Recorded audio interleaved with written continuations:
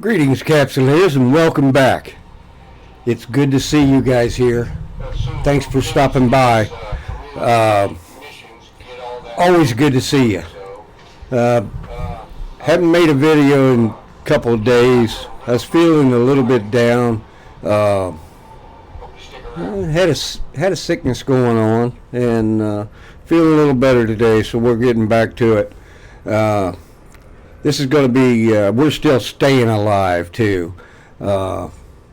This is going to be Staying Alive, Episode 5. And hopefully this goes off without a hitch. You know, I'm pretty new to this whole YouTube thing. And I probably don't have the right equipment to be recording. However, you know, I just jumped in there and got my feet wet. So, thanks for stopping by and mining with me today. Episode 5, Staying Alive. Let's keep it going. Here we go. What do we have? Well, let's have a look. Looks like we have some opportunities to fulfill, and that's fine. And agents, we still have some agent missions. I thought we did. No, maybe not. Maybe we've completed I can't remember. It's been a couple days. And I have a couple of other clones, you know, some alts. And I wouldn't recommend it. Pick an alt or pick a character and play that character. Forget about the alts. It's too hard to keep track of. I forget sometimes. They're not all the same faction, and that could be in trouble if you forget what faction you're in. All right, we're in the Caldari State faction, and we're going to get some things going. So let's go ahead and start. Again, thanks for being here. Thanks for mining with me. And let's get this thing started. Oh, just a little bit of background on Caldari State, if you're interested. Something to listen to while we mine.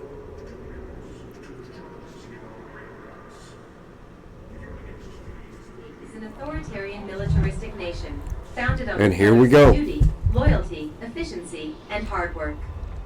While not as large a society as that of the Galenti or the Amar, the state is still universally respected and admired. Its economy is fundamentally sound, and its military, despite its smaller size, is fully equal to that of any other empire, thanks to a well-kept fleet packed with cutting-edge technology. A nation built on corporate capitalism, the Caldari state is run by a group of 8 megacorporations who divide territory between themselves, controlling and overseeing nearly every aspect of society. Each So we're going to mine some Ogmean smaller companies, forestation from industrial companies to law firms. Mining agent at the station. Here we go. The citizens. Government and policing are also both handled by independent companies funded by each of the mega corporations. Before the founding of the state, the Caldari were not a singular entity. Like their Galenti neighbors, they were composed of different races on different continents across Caldari Prime, although the bulk of the population was located on the Tikiona continent. Tikiona was united between AD 17453 and AD 20988 under the Rada Empire, with existing ethnicities organized into political entities in the former he needs a better, a lesser rating. He's a minus 1.4. He is a threat. The identifier used to distinguish the races of their home world from those of their newfound partners. By this point, each Caldari race was organized into its own fully fledged nation on Caldari Prime, with minimal to no cross-ethnic mingling. The boundaries between these ethnicities were profound, not only in physical appearance, I really hate seeing this guy when I'm just starting the missions. From the Galenti's definition, the latter of which tended to be built around ideology rather than race or culture, even when the megacorporations secretly colonized regions of space on behalf of their master nations. The Caldari continued to identify by their original ethnicity. This practice continued after the founding of the Federation, and it was not until the secession of the Caldari in AD 23154 that the situation changed. Set our waypoint. When the chief executive panel usurped control of the home world, Warp to the location. all who supported the secession were swept along in the following social upheaval. As the all-encompassing corporate state came into being, the Caldari psyche and society were shaped into new forms. The largest Caldari ethnicities, the Detius and Sivire, were deeply affected by these changes. Man, I don't like mining with this guy out here. Other ethnicities, including the Galenti, who had long been residents of the Caldari home world, were brought into the fold, where all are now identified as one race, influenced by the Sukuvesta Corporation. A people known as the Achura decided to join the Caldari in their secession as a client state. Their pre-industrial Achura empire, Alright, so which had been discovered by Sukuvesta during I'm going to get right in on top of this asteroid just like we do uprooted and replaced by minority Caldari and give myself an advantage to get out. mostly affected major population centers, which were developed to become full cities according to the Caldari standard. Rural areas were mostly ignored, dotted with thousands of Achura monasteries which to this day preserve the culture and heritage of the Achura Empire. Some, of course, were displaced for industrial operations in cases where they were located on valuable land, but for the most part, Achura who had not been assimilated remained reclusive and introverted, cut off from the state as a whole and for the most part untouched by its influence. It was only at the beginning of the Capsular era that the Achura acquired interstellar recognition, as many of them, discovering a natural aptitude. Sought out capsular training. Over the course of the Galenti-Caldari War, militant fringe groups of Intaki, experienced military personnel in particular, sympathized with the state and asked to join the Caldari Navy. Wary of the fact that the Intaki had a very different culture to the Caldari, but still pragmatic enough to realize the military and political benefits of enlisting turncoat veterans, Caldari officers placed these Intaki in segregated divisions.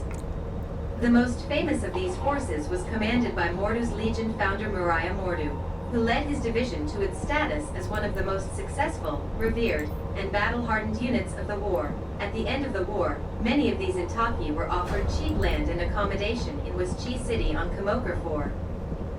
Though those who had abandoned their cultural heritage and fully integrated into the Caldari lifestyle had long since become full citizens. Due to the fact that these Intaki continued to maintain their separate identity and distinct ways, their presence caused tension with native Caldari, especially xenophobic radicals who fed on the aggressive foreign policy of the state. A significant number of the Intaki, facing expatriation, sought assistance from their former commander, Moriah Mordu, a turn of events which would later lead to the formation of Mordu's Legion, one of the most legendary mercenary groups in New Eden's history. In the end, the Intaki were able to resettle in Waschi City while retaining their identity and culture. The meteoric rise to power of Taiba's Hate and the Caldari Providence Directorate, CPD, in YC-110 again put emphasis on ethnic identity regardless of cultural compliance, the two being defined as synonymous with one another by the Provost government. Hundreds of thousands of Federation expatriates were quarantined and unlawfully incarcerated, or in some instances deported across state borders, while full state citizens of Galenti origin found themselves on the violent end of angry mobs. Present day, today, the Caldari state is built on the cornerstones of patriotism and hard work that carried its ancestors through the hardships of living on an inhospitable, barren home world. Megacorporations, the 8 largest and most influential corporations within the Caldari state are as follows. CBD. The CBD Corporation is one of the biggest import-export specialists in Caldari space. It has established trade links across the cluster, with a huge amount of goods in constant flux across the borders of the Caldari state. Though relatively young in years as far as Caldari megacorporations go, CBD has built up a tremendous net of associates over its comparatively brief lifespan, and is today quite possibly the megacorporation most connected with every level of Caldari society. CBD has been known to call in favors from questionable elements of society when more traditional channels have failed, and out of all the Big Eight's members, it has become known as one of the most ruthless with its business practices. though it is not above the occasional bit of extravagant philanthropy, if it serves CBD's interests and proves to result in positive public relations. Hyacida is one of the oldest Caldari megacorporations, formed shortly after contact with the Galenti. Conservative and cautious in its business dealings, Hyacida focuses mainly on tried and tested subsistence industries, such as agriculture, mining, and consumer products. Its operations are largely confined to the state itself, although it has partnerships with foreign companies to market its many products in foreign territories. Hyacida was also the first corporation to champion development of the MTAC for use in the inhospitable polar regions of Caldari Prime, before making the blueprints commercially available and working with the Caldari Armed Forces during the First Galenti-Caldari War to upgrade and arm them for combat use. The corporation still holds the rights to many fundamental MTAC design principles, property that it fiercely protects to this day. Hyacida's corporate culture has evolved very little over its long history. It is an extremely conservative organization, with business strategies that lean heavily toward old-fashioned corporatism and established tradition.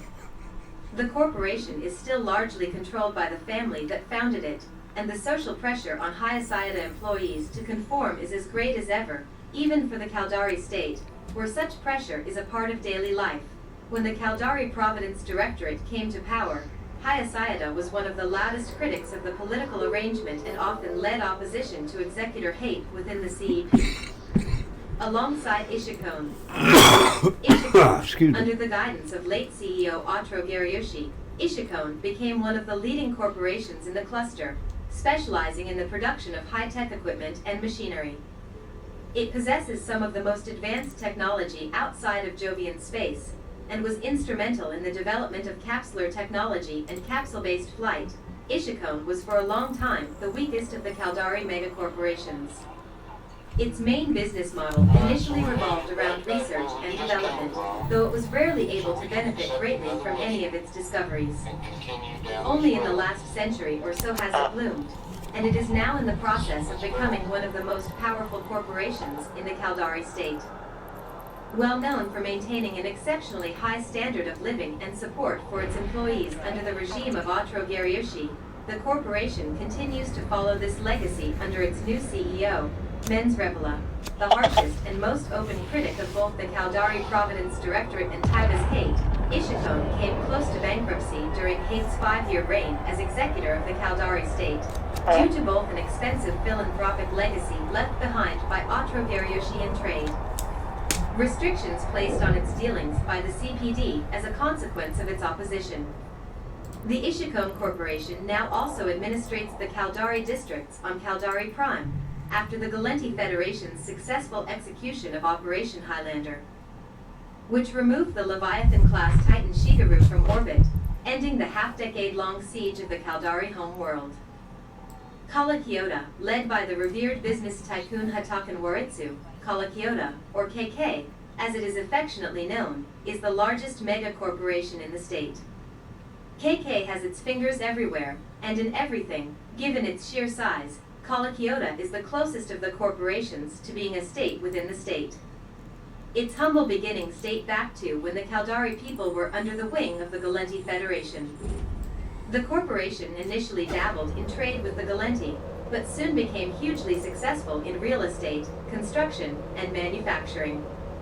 KK was at the forefront of the Caldari opposition against the Galenti Federation, a fact that is still used to great political effect today. After the rise to prominence of Taiba's Hate during the Caldari Construction's riots of YC-110, and his subsequent usurping of Waritsu from the chief executive position that she had held for 4 decades, Kala Kyoto suffered half a decade of heavy mismanagement and misappropriation of corporate funding that brought it close to filing for bankruptcy.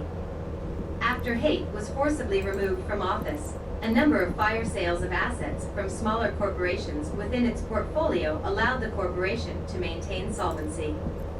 Still the largest and most powerful of the Big Eight, Kala Kyoto is now on the road to recovery after the reinstatement of Waritsu as chief executive, 5 years after she was forced to part ways with the corporation by the Caldari Providence Directorate. Lai Dai has always advocated quality over quantity, taking pride in designing and manufacturing products of the highest standard. With several energetic research programs that rival the Great Ishikone in their scope and forward-thinking audacity, Lai Dai is the maker of a vast and varied range of products, from high-tech medical equipment to the latest battlefield hardware. After the First Gallenti-Caldari War, Lai Dai, which at the time was a relatively small conglomerate mostly focused on research, began branching out and investing in the MR and Connet corporations, supplying them with an infusion of technological creativity and forming corporate and political bonds that last to this day. Through the years, this enterprise has occasionally created conflicts of interest within the politics of the state, but Lai Dai's ideals and true devotion to Caldari above all else have always gotten it out of whatever political trouble it has found itself in. Nugoahuvi, usually referred to by its corporate moniker, NOH. Nugoahuvi was originally a conglomerate of small companies that manufactured all manner of luxury goods, ranging from mobile delicatessen units to quality furniture.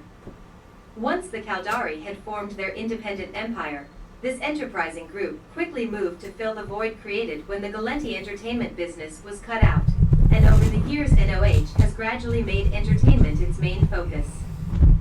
Time and time again, the corporation has been accused of underworld dealings and links to a number of organized crime syndicates within the state, as well as the Guristas pirates. These rumors, however, have never been substantiated. Sukuvesta, or Suvi as it is more commonly called, is the second largest Caldari megacorporation. Heavily focused on agriculture, mining, real estate, and consumer products, it owns, according to estimates from the House of Records, over a third of all Caldari real estate.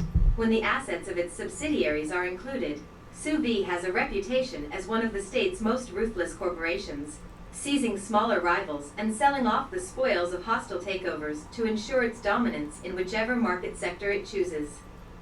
While this often causes tensions between it and the other megacorporations, particularly Colakiota, Suvi's most hated rival, it has also forced competitors to think twice about challenging Sukuvesta in any market where it has significant influence. Throughout the ages, several scandals involving questionable gain of property and loss of innocent life have been quelled by Suvi's extensive PR department, known to be the most skilled of its kind operating in the Caldari state, and quite possibly the whole cluster. Wairkami, known and respected throughout New Eden, the Saituota family name has been the driving force behind the Wairkami Corporation ever since its inception over a century ago, in the years preceding the Gallenti-Caldari War. With a reputation built upon the unimpeachable word of its founder, Tayunal Saituota, Wairkami continues to enjoy unique relationships with many of New Eden's most influential corporations. Given the reputation of most megacorporations, Wairkami is regarded by those inside and outside the state as a curious anomaly, due to its reputation for straight-laced business practices, though, as many an unwary competitor has learned over the years, this does not make it any less of a force to be reckoned with. The Saituota family has long been known as one of the most loyal and patriotic entities within the Caldari state, commanding immense respect and remaining concerned with the promotion of Caldari ideals above all else. Though members of the family have become more reclusive in the wake of a few odious scandals in the last century, their corporate contacts remain as loyal as ever, due in no small part to the Wairkami Corporation's proven track record of unswerving allegiance to the state at large, as well as the corporation's own particular allies and associates, political structure. While the state is built on corporate capitalism, which gives the corporations dictatorial powers, they are just as bound by Caldari customs and laws as the individual, and the fierce, continual competition between the corporations ensures a healthy, consumer-based social environment which benefits everyone.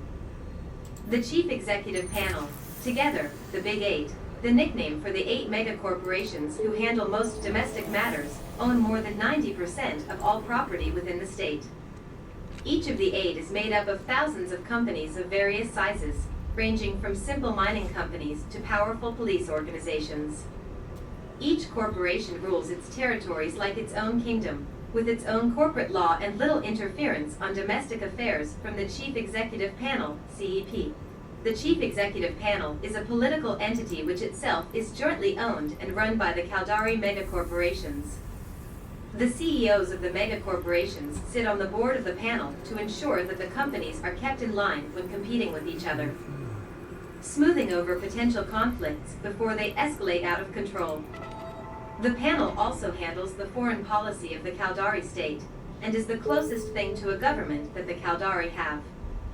The Chief Executive Panel also holds executive authority over the Caldari Navy, with the power to dictate any offensive or defensive actions deemed necessary to preserve the security of the state. House of Records. Owing to this rather fragmented style of leadership, the House of Records was also established by mutual agreement to act as a central source for record keeping within the Caldari state. The House of Records acts as a national archive, digitally storing vast quantities of data that detail every transaction, business deal, and governmental interaction within the state. Caldari Business Tribunal. The Caldari Business Tribunal, CBT, was established by mutual consent of the CEP. The CBT is regarded as the second most powerful entity within the state, operating independently of the Big Eight and authorized to mediate in, modify, or cancel any deal, transaction, or agreement made between corporations within the state.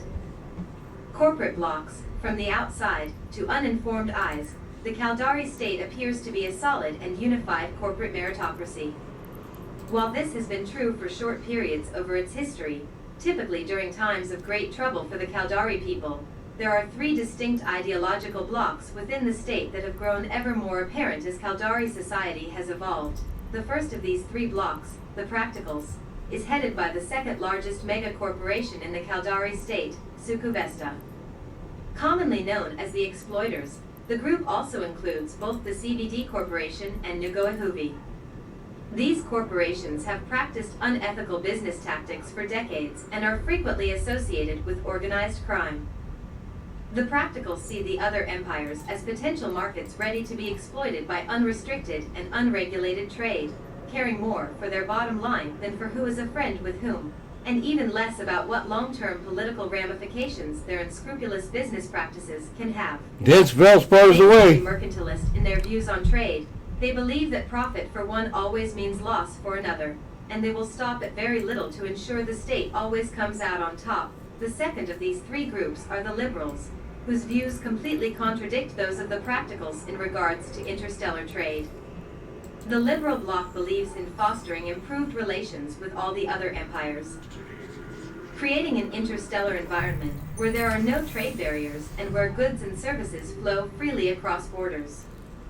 They believe in trade deals that mutually benefit the participants and that the empires can come together in a peaceful, prosperous future world only through cooperation and unified trade.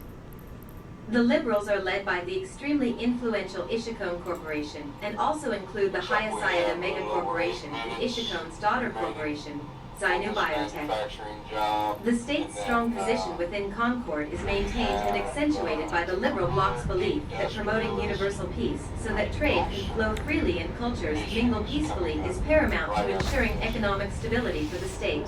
The final group is less concerned about trade than about the position that the Caldari state holds in contrast to the other empires, in terms of both military capability and economic strength. These are the Patriots, and they are led by the monolithic Kalakiota Corporation, which is the largest mega corporation in the Caldari state, followed by the Lai Dai and Wairkami corporations. The Patriots seek to cultivate the Caldari heritage, and may often be found reminiscing about the great Rada Empire of old or weeping for their lost home world, Caldari Prime. The most fanatical of them cry for a renewal of the war with the Federation, but they are a minority. The majority sees economic dominance across the cluster as a tool to promote military power. The Patriots are willing to negotiate alternative ways to acquire Caldari Prime other than through war, but they know they can only realize that dream by convincing the Federation of the economic and, most importantly, militaristic superiority of the Caldari state. They strive to promote a state that outshines the Federation in every possible way. More than any other faction, the Caldari state has a fixation on its finances and financial systems. The state has no central currency, with each mega corporation using its own scrip. Independent corporations use the scrip of a patron corporation, or the ISK. Each megacorporation is then built around a massive investment bank, which forms a skeleton for each individual corporate empire. Caldari Funds Unlimited serves as the closest Caldari equivalent to a central bank, in addition to performing many of the functions of a normal financial institution. Seaguard Financial was a competitor to the major Caldari banks until YC-29, when it was placed under extreme sanction by the Chief Executive Panel and destroyed through corporate warfare. The rule of the megacorporations extends not only to the financial system, but to the military branch of government as well. Each of the corporations runs their own military and police force. Corporate police forces have legal authority to act as police proxies within corporate jurisdiction, though in cases where the regional police have a presence, their authority supersedes corporate police. It should be noted that within the corporate security forces, police duty is considered a lower form of duty than military duty. Police work on stations in the state is an especially nightmarish task due to the red tape involved in numerous jurisdictions involved when various parts of the station and their owners come into play. While corporate police forces do not have the best reputation for dealing with lesser infractions, especially non-violent crimes, they can nonetheless quickly and efficiently deal with matters when circumstances require. On the more overtly militaristic side, it's notable that the 8 private militaries of the mega-corporations exceed the Caldari state military in numbers and often surpass it in training. The military branches of the mega-corporations originate from shortly after the Galenti-Caldari War, when Kalakiota and Sukuvesta established theirs as a result of a dispute over post-war development. Caldari corporate militaries have traditionally been used as a propaganda tool, using their successes and image to enhance the reputation of the parent corporation and vice versa. It's notable that some military functions, such as engineering work, appear to be outsourced to civilian personnel, including technicians in charge of setting up listening posts, who do not appear to hold Navy ranks. While the Caldari state may not be nearly as big as the Galenti Federation, let alone the Amar Empire, it is still universally feared and admired. With a strong economy and military might to match that of the larger empires, not to mention the fact that it is more unscrupulous than the Galenti and more combative than the Amar, the state is in many ways the most formidable of all the empires. As most Caldari trade is conducted on the blurred divider between corporation and nation-state, it can be difficult for the other empires to deal with it at the political level. If a company is found guilty of unethical business dealings, it simply disappears into its parent corporation. And before long another one appears to take its place. If a Caldari company is threatened, meanwhile, the whole corporation and often the whole state will more often than not back it with full force. Military tradition is a core part of Caldari society and heritage. As a people, its citizens fought a long and bloody war to gain their independence, eventually surrendering their home planet to the Galenti Federation in order to preserve their way of life. It was at this time that the corporations established themselves as the driving force behind creating and maintaining the Caldari state. Even though the Caldari have not engaged in all-out war for almost a century, they still strive to be at the cutting edge of military technology, and their vessels, weapons, and fighting methods are second to none. To curb their aggressive tendencies, Caldari citizens are encouraged to actively pursue a range of sporting activities, often sponsored by the state itself. Many of these are bloody competitions in the vein of gladiatorial combat, while others take the form of races and contests. Whatever the sport, they love betting on the outcome, making gambling a massive industry in the state and a core pillar of Caldari society. The state offers its citizens the best and the worst in living conditions. As long as you keep in line, do your part for the greater good, and obey corporate law, life can be fairly pleasant and productive. However, to those not cut out for this strict, disciplined regime, life quickly becomes intolerable. Individuals who cannot fit into the regimented framework of Caldari society often find themselves losing their respect, family, and social status with unsettling rapidity, being left with few options besides ritual suicide or exile. Although not xenophobic as such, the Caldari are very protective of their way of life and tolerate only those foreigners that stick to the rules. Given that mega-corporations define their citizens' identities, The differences between the Didius and Sivire can be observed in their social habits, formal interactions, and philosophical approaches to being Caldari, rather than more overt ethnic markers. There is considerable academic debate over whether they can even be considered distinct ethnicities. Their characteristic social habits are a product of their upbringing, emphasized as a constituent heritage of the wider Caldari identity, but otherwise not regarded as an important aspect of a citizen's life. Those outside the state generally do not make a distinction between these social habits, instead considering them all to be an overall part of Caldari culture. A view the Caldari are more than happy to encourage, despite identifying as one collective Caldari unit, the Didius and Sivire rarely intermarry. The corporate-controlled marriage system segregates members of opposing genders. Same-sex marriage is neither recognized nor legal within Caldari borders, a frequent topic of controversy between the Caldari and the considerably more liberal Galenti. This grouping is based on similarities in physical appearance, alongside other considerations, such as personal compatibility and socioeconomic standing. Maintaining consistency in physical appearance over the generations is seen as just one of the many necessities in the preservation of the history and tradition of the Caldari people. The integrated nature of New Eden's interstellar economy has seen many listed Caldari space stations become notably cosmopolitan, as has occurred across all four empires. Space trade hubs such as Jita 4-4 see travelers and cultures from across the cluster. However, these areas only make up a minute fraction of the state.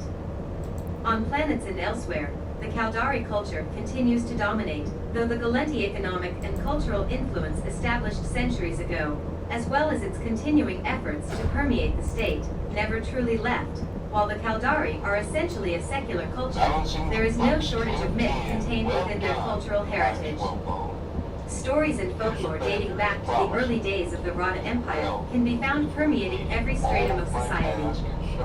And though the Caldari do not view their mythical symbols in an overtly religious way, there is easily as much distilled wisdom to be found in their countless fables as in all of the Amar scriptures put together. The spiritual tradition is considered a part of the Caldari way and is sometimes specifically discussed under the name Wayism. Ever since the time of the Rada Empire, the Caldari have found great purpose through their mythology, and they are great lovers of aphorisms and sententious poems. Though they certainly harbor a propensity for rigid traditionalism, they have little use for organized religion or dogmatic screeds. Such things seem to them a waste of time, energy, and resources. However, and no matter how much they themselves might deny it, there is a marked spiritual streak in the Caldari soul, particularly among the Achura. Caldari spirituality could be more accurately be described as a system of thought or a philosophy than a religion, though many Caldari would not even go that far. One term for it in the Caldari language is Kuchuotomiru, best translated as mind tool, essentially a set of practical techniques meant to help an individual maximize his focus, equanimity, and mental fortitude. The practice of Kuchuotomiru within the Caldari way has expanded from an ancient core to include numerous subdisciplines of mind and body, including martial forms. The foundation upon which practice of Kuchuotomiru rests is the activity of piercing the veil, essentially, reaching beyond one's subjective interpretations of worldly phenomena and ideas to perceive the impassionate reality beneath it all. This exercise is said to remove extraneous clutter from the mind, sharpening it for whatever task is at hand. It is also said to calm the waters of a competitive intellect roiling with hopes of power and victory, ensuring that the desire for glory so powerfully instilled in all Caldari doesn't run away with the individual. In Kuchuotomiru practice it is entirely possible, in fact rather common, for there to be no mention of any kind of deity and no inkling of any sort of worship. Indeed, as far as many corporate Caldari can be said to worship anything, it is reality itself that they revere. The Caldari homeworld, Caldari Prime, was an exceedingly inhospitable planet when the first colonists settled there many thousands of years ago. In order for them to survive in the wake of the Eve Gates collapse, it was necessary to adopt stringent social and behavioral codes and to inculcate in their children a love for discipline and merit. Being good at something became not just desirable, but simply a necessary survival trait. and therefore it naturally followed that the better you were at something, the more value you brought to society. From birth, a Caldari child is bound to the corporate state. Almost universally, children are born in corporate medical facilities under the supervision of the best specialists the parents' rank and status dictates. Any genetic manipulation, implants, or other treatments are also assigned on the basis of the family's contribution to the state. Families searching for better care can work out an agreement with their individual employers. This usually involves borrowing additional funds and paying them back over time out of the parents' salaries. Many families will take this option to cover low-cost procedures, but it is typically regarded as socially unacceptable to seek out expensive and extravagant procedures. Thereafter, with the assistance of a variety of childcare corporations, parents raise and monitor the child closely. Early on, children learn games that help them to assess intelligence, physical prowess, and aggressive tendencies. These activities help educational corporations work with families to decide what schooling best suits the child. A family can pay for superior training if they desire, but once again unnecessary spending is discouraged and often does not help a child's advancement. Once of age to enter school, children are taught a variety of subjects.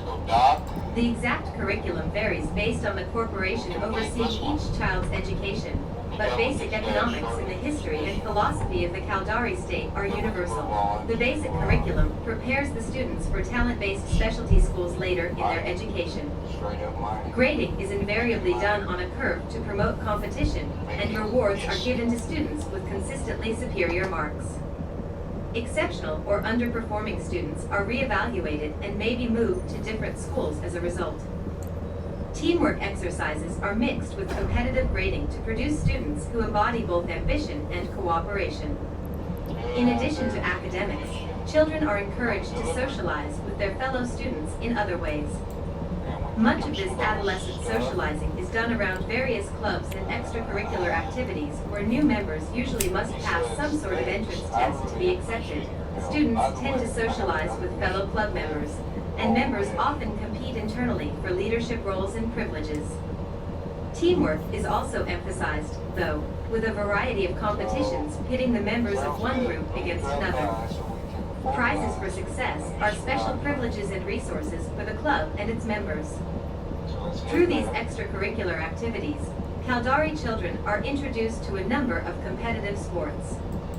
Martial arts, contact sports, and games combining creativity with tactical cunning are the most popular. Exceptional performance in these activities often results in acknowledgement and privilege, and talent scouts for the professional leagues monitor potential stars as early as elementary school. Injuries are common in this domain, but medical care in the state is first among the empires, and is additionally free of charge to citizens.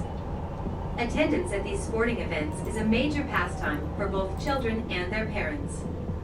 The military also takes an active role in a child's life. Most schools teach basic military history, and soldiers regularly come to speak to classes and discuss careers in the service. So strong is the nation's military tradition that after formal schooling is completed, every citizen must complete a very basic form of military training and 3 years of conscripted state military service before beginning his working life, even if she is not headed for a military career. This is one of the fundamental reasons why the state is able to mobilize so quickly in case of national emergency. By the time a child graduates from secondary school, he is well on his way to his career. The student and his family are provided with a list of corporate-approved universities and academies appropriate to his academic level. Those students can go to more prestigious schools if their families pay the extra education costs back to the state. Most students simply attend the best school picked for them. In almost all cases where a student would want to make his own choice, he would base his decision on which school would maximize his natural abilities in such a way that he could offer the maximum benefit to the state. Caldari universities and academies are very similar in structure to earlier schooling. Grading is curved. Socialization is based around activities and studies that test creativity, logic, strategy, and other traits deemed useful to the state, and the successful are earmarked for placement within the upper ranks of Caldari society. Upon reaching adulthood, a Caldari individual will have been tempered in the fires of adversity and competition. He will have learned to view himself as a vital part of Caldari society, and he will have also learned that the winners benefit the most from that same society.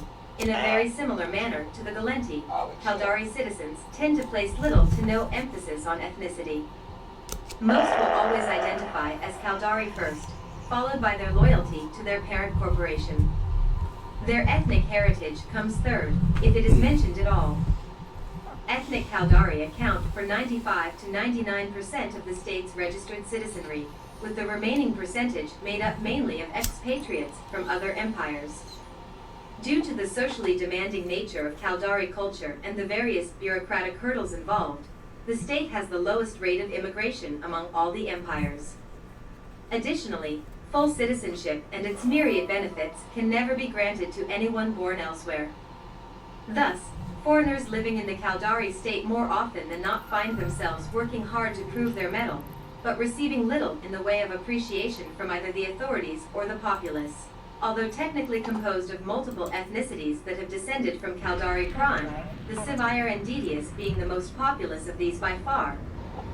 Let's take this and get some ISK, baby. Single race, according to both popular tradition and their parent megacorporations. Today, the Sivire and Dedius make up almost all of the Caldari state's registered population, with Achura, ethnic Galenti, and Intaki as the largest minorities in that order.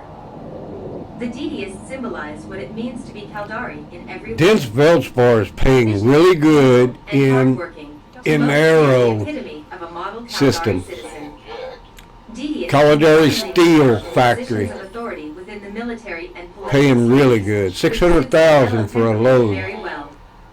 Considered by some to be more cunning and underhanded than the Sivire, they share the traits of duty, discipline, and diligence, regarded as slightly more inquisitive and eager to learn than the Sivire. The Dedius share a firm belief that the good of the whole must come before the needs of the individual. This has greatly influenced the shaping of the Caldari state since its foundation. In the eyes of most, the Sivire form the rock-solid backbone of the Caldari state. Their diligence and selfless efforts have built it from the ground up. The Sivire are cool, level-headed, and relentless in their approach to both trading and fighting. In business, their trademark is often said to be straightforward, above-board dealing, where every aspect of a business transaction is worth 600. Militarily, their actions are direct. 605,000. They are more comfortable acting than 605,000. never happier than when embroiled in the midst of frenetic activity. Here we go. They can handle pressure extremely well. 573. In combat and other high-intensity situations. Many of the best bounty hunters and military commanders in New Eden are Sivire. Though the Achura have been part of the Caldari state for a little over 3 centuries, they have remained something of a mystery. Hailing from the inhospitable Sizio system in the Forge, they are as reclusive as a political entity can be while still managing to participate in interstellar affairs. Intensely spiritual, the average Achura has little interest in the material world's distractions. Achura pilots have been few and far between in the past, but the desecration of their home world, as well as a recently discovered aptitude for the peculiar type of focus required by the capsule profession, has prompted them to take to the skies in greater numbers. The remaining population of the state is composed mainly of peoples of ethnic Galenti, Intaki, and Kanan origin. State citizens of ethnic Galenti origin tend to have some Sivire or Dedius ancestry, can trace their roots back to origins on Caldari Prime, and typically identify with only one of these two groups. The majority of these citizens were residents of Caldari Prime who took part in the evacuation to the newly formed state. These ethnic Galenti may also be Intaki, Manor, of another federal ethnicity, or at least have some ancestry from these groups. The vast majority no longer identify as Galenti and tend to be widely considered by both themselves and others to be of the Caldari race. Radical Caldari, who emphasize ethnic origin as being intrinsically tied to Caldari identity, often tend to target these groups. though this applies to any citizen not descended from Caldari prime or of ethnic Caldari origin. One of the more notable instances of this prejudice occurred on Erland 2 following Tibus Hate's reclamation of Caldari prime in YC 110, when almost 1,000 state citizens of Valenti origin were killed by an angry mob. There were, of course, conflicting reports as to whether their deaths came as retribution for attempting to incite violence in response to the state invasion of Luminau. The Intaki minority in the state no longer possess any trappings of their Intaki background.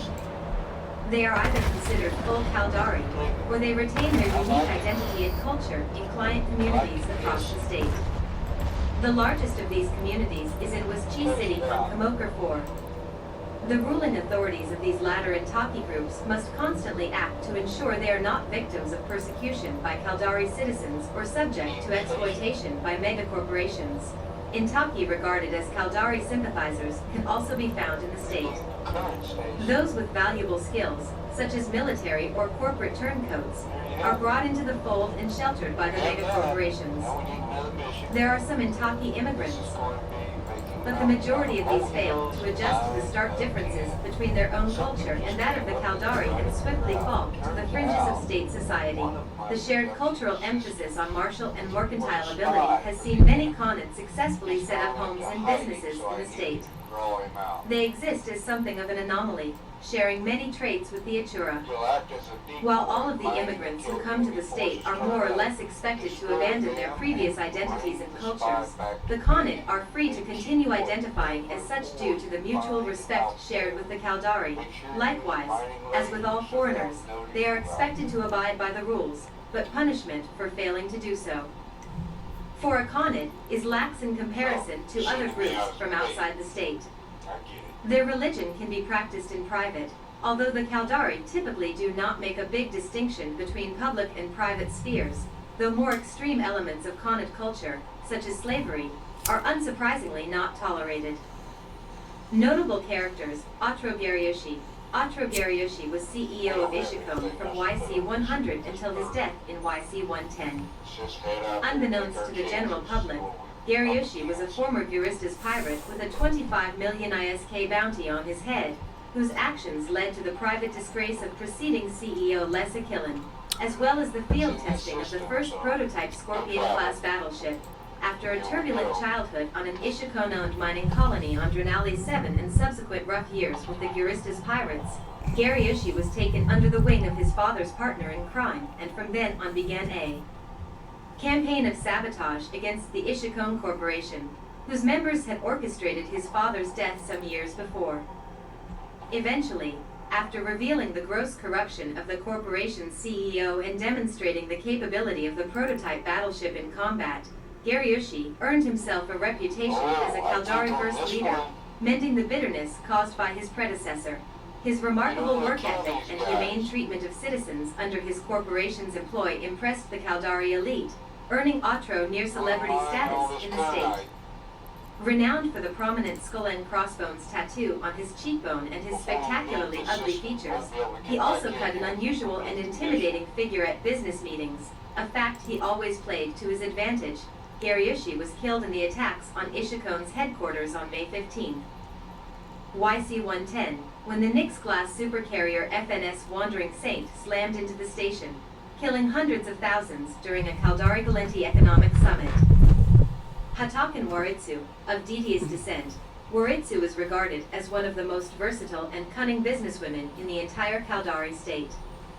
Serving as the chief executive of Kalakiota for almost 4 decades before being driven into exile at her home on the outskirts of the Caldari metropolis of Khyyrth, she is known for her calm and controlled demeanor, which belies her immense presence at the boardroom table. Waritsu grew up in a family environment where everything she said or did was remembered, judged, and later exemplified when warranted. Tending a small garden behind her childhood home was one method she used to cope with this environment, and it was there she made herself a promise to become powerful and rich. 1,000,000 times more wealthy than the second wealthiest man in the world, she said. She has a penchant for eccentric gardening involving the cultivation of all manner of exotic plants in a vast greenhouse attached to what she terms her palace. a patient woman of dizzying intellect, Waritsu is renowned for laying complex plans which may take years to come to fruition, and does not believe in allowing automation or any other outside process to rule her life. Recently reinstated to her position as chief executive of Kyoto, she has been charged with bringing the corporation back to profitability after a half-decade of mismanagement and misappropriation by Taibas Hate's regime. Taibas Hate. Little is known about Hate prior to YC-105, when he was dismissed from his position as a Home Guard soldier after a series of racially motivated attacks on several station inhabitants. He went on to become an MTAC operator at Caldari Constructions and was later named Employee of the Month. The reward for this distinction was a mechanical pocket watch. As he prefers things he can fix himself, Hate is reportedly quite fond of this memento. He rose to prominence in YC-110 via an uprising at the Caldari Constructions facility in the PIAC system. His actions, especially a much-publicized scene of him braving Home Guard fire to rescue a wounded comrade, generated massive support from the rank-and-file Caldari. To everyone's surprise, the incident ended when Xavier Black, an agent of unknown affiliation, secured control of Caldari Constructions and appointed Taibas Hate as CEO. Following the Malcolin catastrophe later that year, Hate's particular brand of anti-Galenti patriotism fanned the flames of war, with the majority of Caldari corporations pledging themselves to Hate's new Caldari Providence Directorate, effectively making Taibas Hate dictator of the Caldari state, a position he then used to institute a series of reforms intended to bring the Caldari back to a meritocratic society. The Minmatar Elder attack on the Concord headquarters in Ulai created an opportunity for Hate to initiate a massive invasion of the Federation with single-minded intent, the recapture of Caldari Prime. Subsequently, Caldari Prime became a bubble of Caldari territory inside Federation space. After a number of gaffes in leadership due to instability caused by a wasting affliction known as dirge disease, Hate's gradual fall from grace culminated in a successfully executed operation by the Federation Navy to remove Caldari Navy and Caldari Providence Directorate forces from the orbit of Caldari Prime. This has come to be regarded by many as the final nail in the casket for Hate's political career. Within 2 weeks, after a failed attempt at besieging a Caldari construction station in the Caldari-Galenti border system of Hatomo, Hate was removed from office as executor of the Caldari state, and forced to flee into the border zone to avoid being captured and tried for war crimes and multiple terrorism charges. Although Hate remains at large, on October 3rd, YC-115, wreckage from 2 of his escort vessels was found in the system of Hakonen in Lontrek. No bodies were found on board, though there were clear signs of a sustained firefight. Hate's bloodied Caldari Constructions Employee of the Month watch was recovered at the scene. Admiral Yakia Tavaltoba, one of the most famous Caldari military officers to ever serve in the Caldari Navy, Tavaltoba was an admiral during the First Galenti Caldari War. He piloted the first ever fighter carrier, the Kairayala, during the most pivotal battle of the entire war. Initially a water freighter, the Kairayala was refitted to act as a fighter carrier during the orbital bombardment of Caldari Prime, and Tavaltoba was selected to pilot it due to his commendable leadership ability and his outstanding piloting skill. Both the Kairayala and Tavaltoba are well known for a week-long run of relentless guerrilla fleet actions against the Galenti home fleet shortly after the start of Caldari Prime's evacuation. The most famous part of this operation was its culmination, in which the Admiral ordered all non-essential personnel to abandon ship, sacrificing himself and flying the heavily damaged carrier into the atmosphere of Galenti Prime, where it broke up on entry and struck several areas of the city of Huramont, resulting in the deaths of over 2 million Galenti. The resulting diversion of Galenti forces from the front lines to assist in aiding the city enabled the Caldari to successfully complete their evacuation of the Caldari people from their besieged home planet.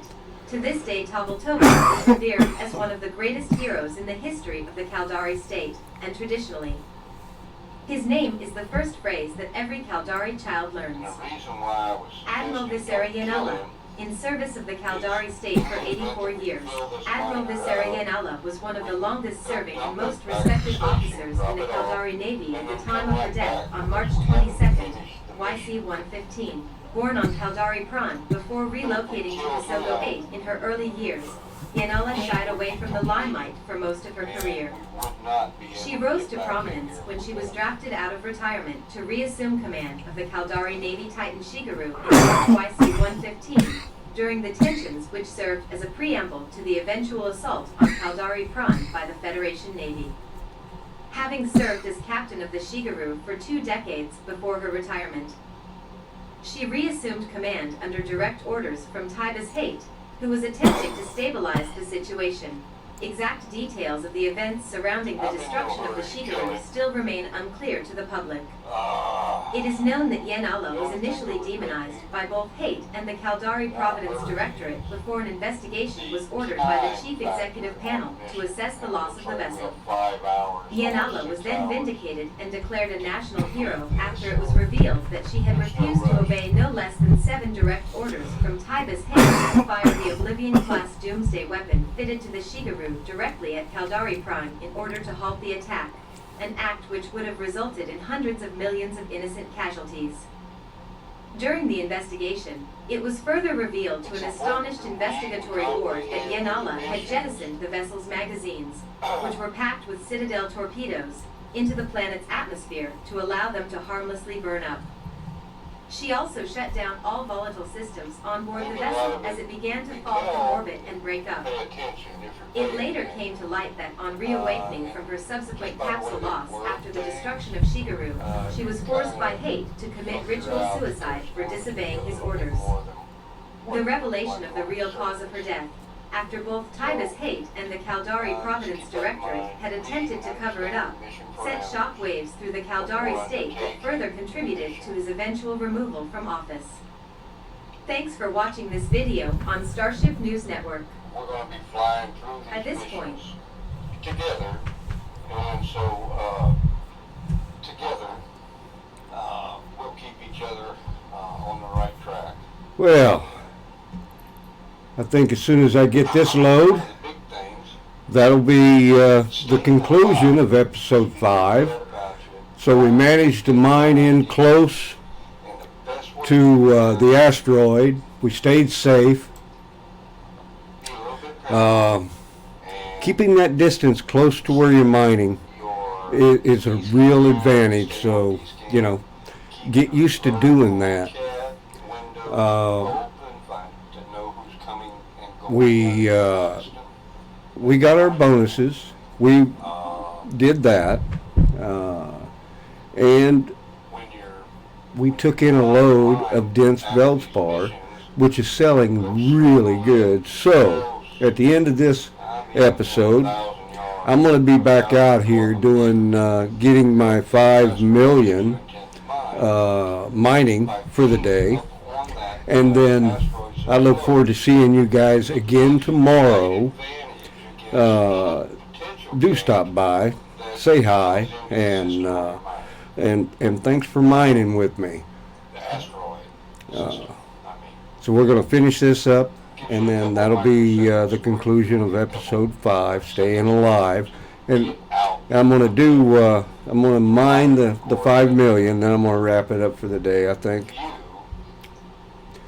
But I will be looking forward to seeing you guys again tomorrow. This was a good excursion mining. Nothing real hateful happened, which is always good. We just need to get our money up so we can buy a few things. I would like to do at some point. I want to start doing the. Oh, I can't remember what it's called. What is that? Maybe not that. What is it called?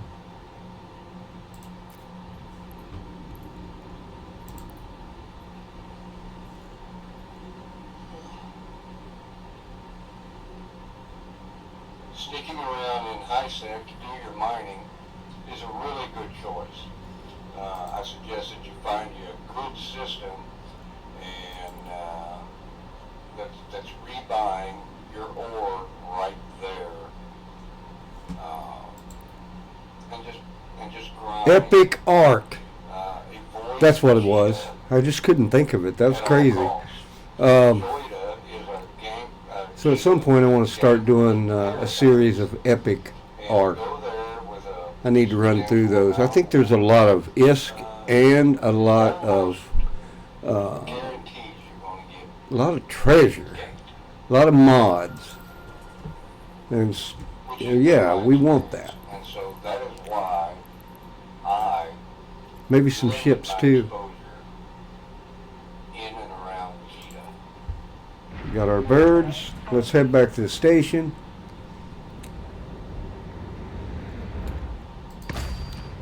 This character, my character, Here we go. Elias Whalebone. He's not been killed, and he's going to go through this entire game right to the end, where the end game being a fully trained alpha clone in every respect, but still an alpha clone, and he's going to do it without getting killed. You can play this game without getting killed or ganked.